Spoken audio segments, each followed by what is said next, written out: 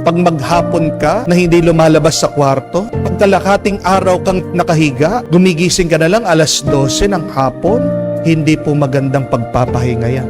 Mag-ingat din kayo. Ang tawag na dyan, depression. Dahil ang taong malungkot ayaw ding gumalaw. Kailangan balanse ang lahat. Ano ang sabi ng isang santo? Napakaganda. Si San Benedicto. Ora et labora. Work and pray. Pray and work. Paano ka magpapahinga? The best form of rest is to pray. Because when you pray, you rest with the Lord. Amen? So pagkatapos mong magpahinga, may lakas ka, pagpatuloy mo ang iyong trabaho. Lalong-lalo na kung ikaw ay nagtatrabaho para sa kabutihan ng iyong pamilya at para sa kapurihan ng Panginoon. Pagpatuloy mo lang, pagpagod ka na, magpahinga ka. Hindi yan bayad, hindi yan gantimpala.